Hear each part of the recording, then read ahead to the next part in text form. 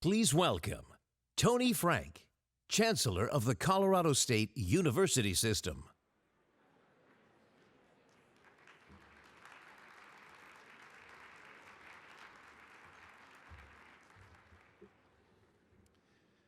Welcome to Denver, Colorado for the 2022 APLU National Meeting, live and in person for the first time in 3 years, and I think that deserves a round of applause.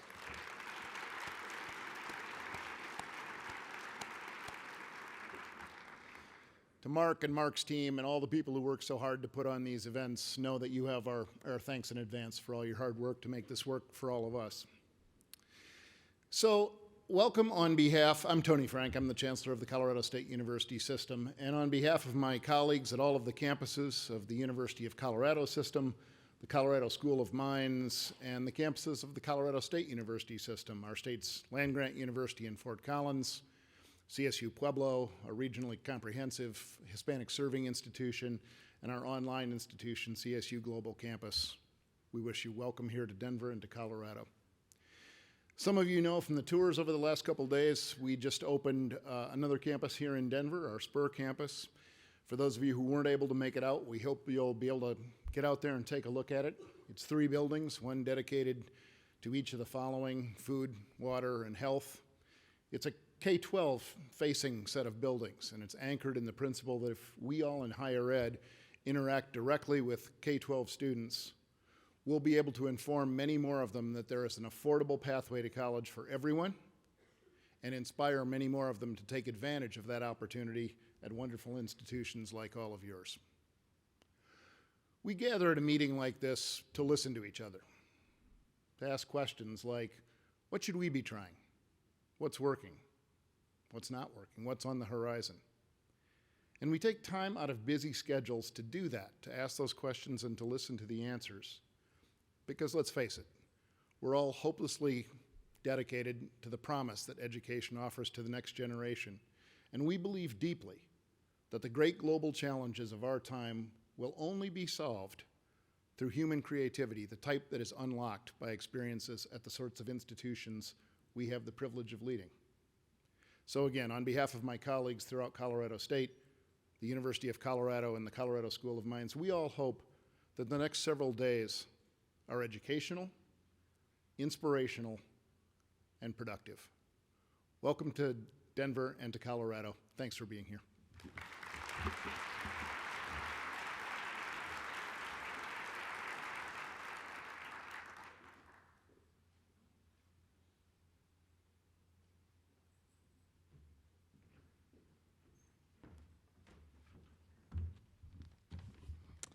Hello, everyone. That's pretty weak.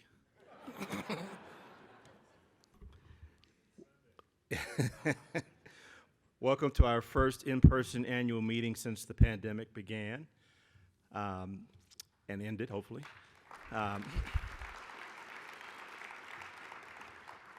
My name is Gary May, and I'm the chair of the APLU Board of Directors. And on behalf of the board, we're delighted to welcome you to this conference. I hope you'll take full advantage of this opportunity to reconnect and re-energize around your collective goals for our collective goals for APLU and moving forward in higher education.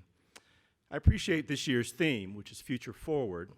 It resonates on many levels. This year's meeting features many sessions focused on different aspects that will define the future of public and land-grant universities. I hope you've enjoyed the conversations thus far. You'll find many informative and engaging sessions on the agenda related to student success, mental health, democracy, community engagement, and much more. The sessions are designated to facilitate collaboration and offer practical strategies that can be implemented on your campuses. Tomorrow, we will honor APLU President Emeritus Peter McPherson, who led the association for more than 16 years. We owe him a huge debt of gratitude for his dedication to APLU and his commitment to public higher education that is both equitable and serves the public good. You'll also have an opportunity to hear from National Science Foundation Director Sitaraman Panchatin. I had trouble saying that because everyone calls him Panch. Those are those easy names to say. I always have trouble pronouncing those with harder names. This is a critical theme for higher education. We've been touched in some way all been touched by some way in the pandemic,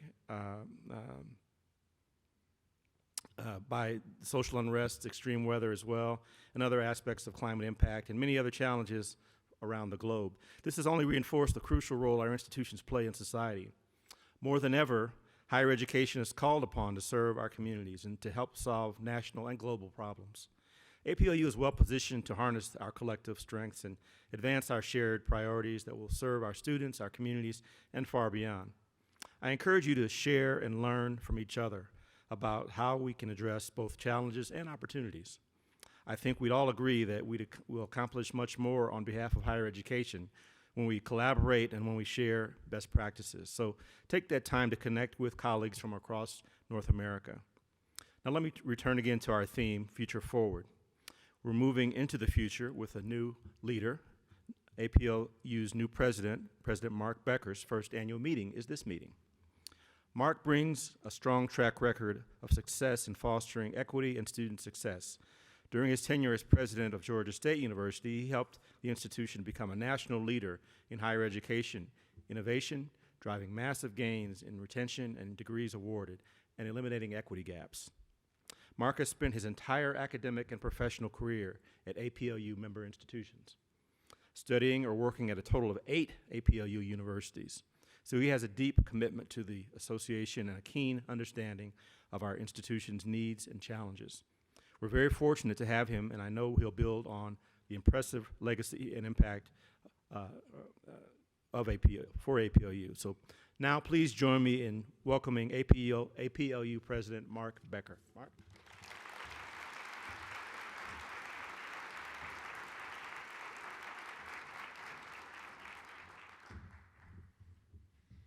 Good evening. You can do better. Gary told you that already. Good evening. It's a real pleasure to be here, and thank you, Gary, for that generous introduction. This is my first APLU meeting as APLU president, but far from my first APLU meeting. I've sat in the audience many times over the years, and it's a real pleasure to be back and to be back in person. And so I actually want to start off with giving kudos to all of our institutions, to all of you, for nimbly and successfully navigating the pandemic. None of us wants to go through March 2020 or anything approaching it ever again, but the adaptability and innovation that I saw demonstrated across our APL institutions and the sharing that we had on so many Zoom meetings back in March and beyond was beyond impressive. The ability to innovate and get our campuses back up and running was very impressive. So congratulate yourselves, please.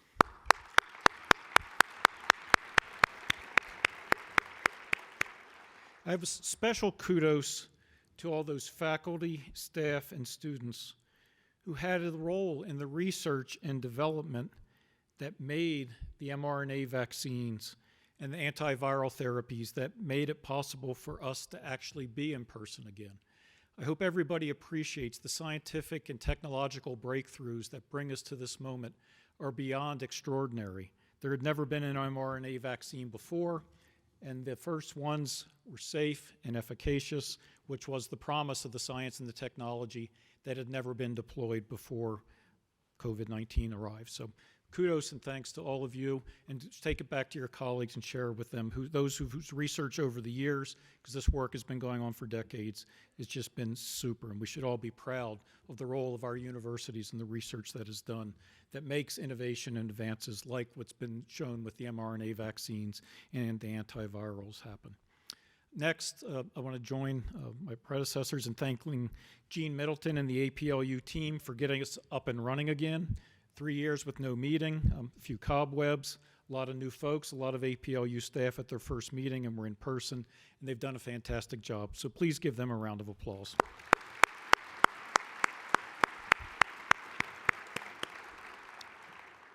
It is great to be in Denver, the Mile High City. So Tony, Todd, who you'll hear from later, I want to thank you and the host institutions, Colorado State, CU Boulder, CU Denver, Colorado School of Mines, University of Colorado System, and the Colorado State University System. It's really great to have your support, and it's wonderful to be in this great city and this great state. And as already been mentioned at our luncheon tomorrow, we will celebrate Peter McPherson, for his impressive 16 years of leadership of APLU. I hope that each and every one of you will join us to recognize and thank Peter for all that he has done to advance the interest and importance of our public research universities. He's a very special person. It's been a great privilege to me to get to know him so much better with the transition. He's been generous with his time and generous with sharing his knowledge and experience. So, as I come into the role, I want to first thank Gary and the APLU Board of Directors for the privilege of succeeding Peter as APLU's president. You know, it hit me recently that for the first time since starting elementary school, I'm no longer in school and I actually have a real job. That's frightening. Been in school since I was 5 years old. Now I got a real job. And it's been mentioned, prior to this real job, my entire adult life has been spent studying and working in and at APLU institutions. That journey spanned 42 years in 80 APLU institutions across the country, including land grants, flagships that are not land grants, and urban serving institutions. And it is because of the breadth and depth of experience that I have a profound appreciation for the vital importance of you and your institutions. So I was excited to receive the baton from Peter to devote the final chapter of my career to serving you, our APLU members. I've gotten this question multiple times. Mark, why are you doing this? Why APLU? So I want to tell you a little bit about why. And my answer starts first and foremost with our public purpose. The public purpose of our APLU institutions, grounded in the ethos of the Moral Acts, to provide a broad and practical education for ordinary people in institutions that embody in the richest ways possible the tripart mission of education, research, and engagement. Our APLU institutions are creating a better future, a level playing field where all students achieve their full potential, high-impact research that leads to deeper understanding and innovations that further society, and engagement across a broad range of stakeholders that blends with our educational and research missions to promote prosperity, health, and well-being for all. I know the power and importance of our APLU institutions because of my personal journey to this moment. You know, I've asked myself this rhetorically.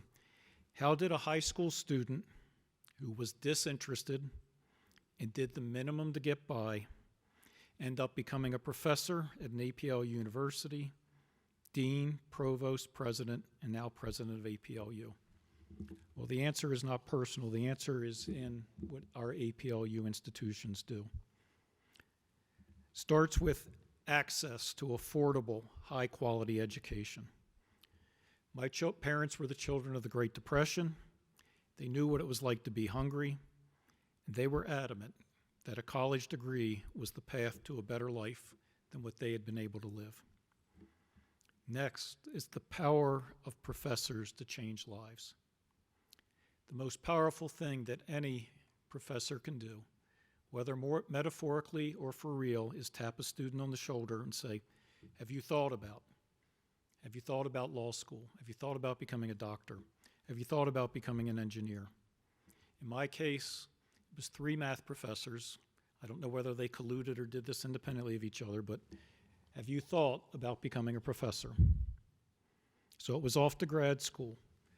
Next, in our APLU institutions, it's those transformative educational experiences above and beyond those moments where you get the proverbial tap on the shoulder.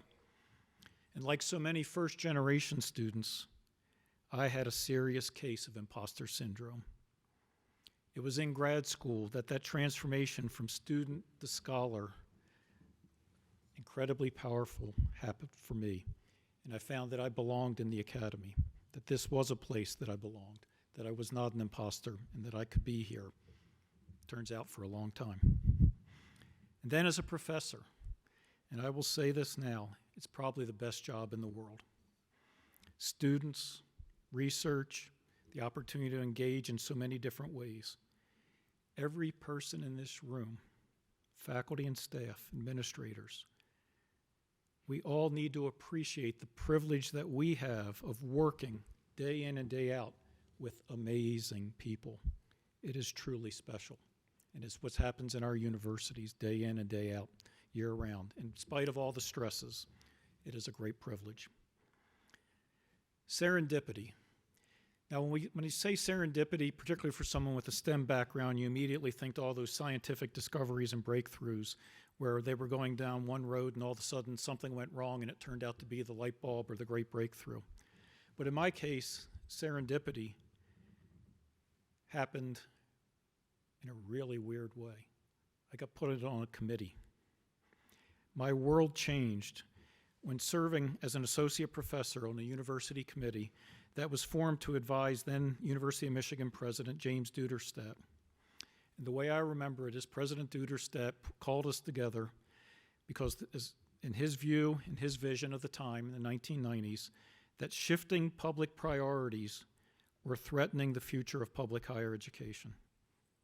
Sound familiar? Seems like we're still there. Well, President Duderstadt was very clear in his message. He said, and this is me paraphrasing it, but no one has us as their highest priority. It is up to us to imagine and create our own future.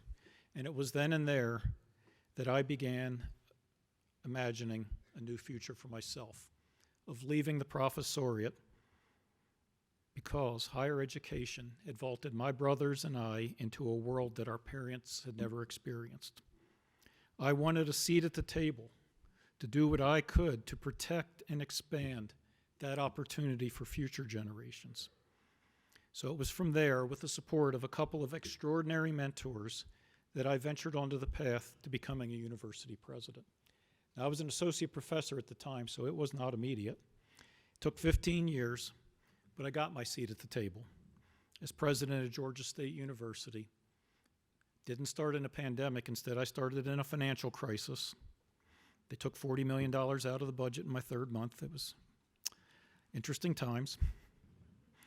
But we charted a course forward to transform Georgia State from being the best kept secret in Atlanta to being nationally recognized for innovation and pioneering the student success movement.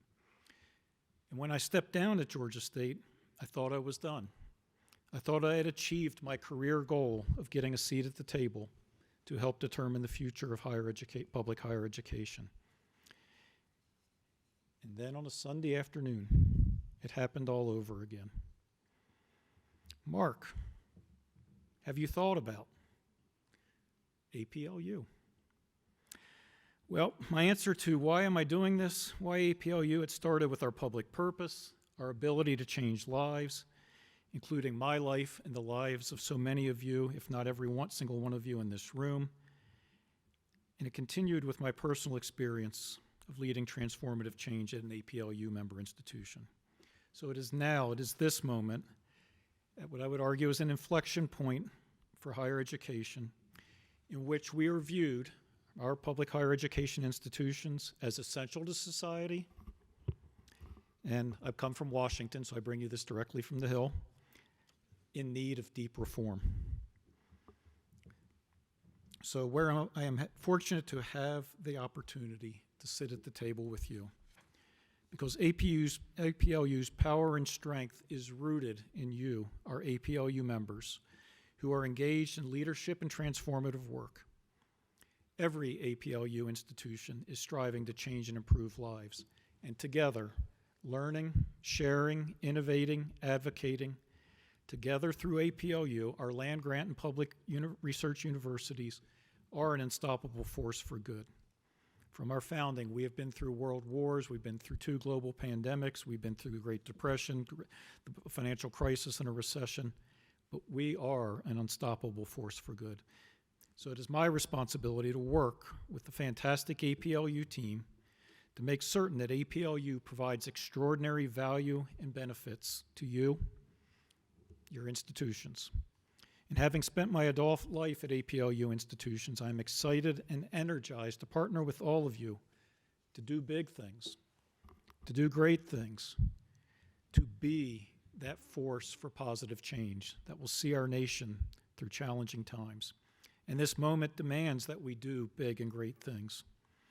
You know, the challenges that President Duderstadt presented in his conference room back in the 1990s that were my pivotal moment to leaving the professoriate to get to this moment, they were substantial, they were real, they were huge financial challenges and other changes and shifts in priorities, in governmental priorities, and the priorities of the general public.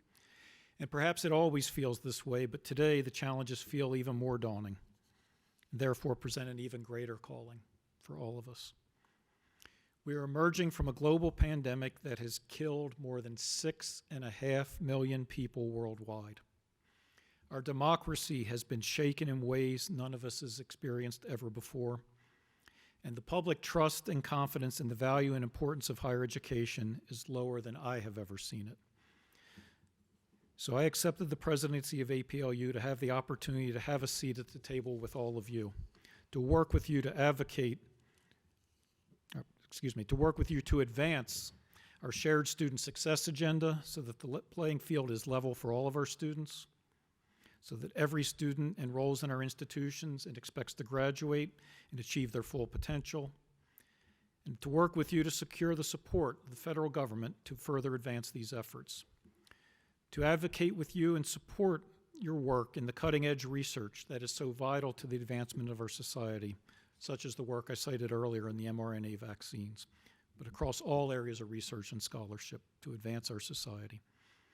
To work with you to find and promote models of engagement that best support our communities, our states, and our nations, and to spur innovation and creativity within APLU so that we serve you to the best of our abilities. Together, we can and will change for the world, and we will make it better. There are no limits to the number of lives we can change and how far we can go in creating a more equitable, more prosperous society. So, for this year, it is future forward. I hope that you find this meeting to be stimulating and thought-provoking. Look forward to working with you in the days, weeks, and months a year ahead, and I thank you. Best wishes and Godspeed.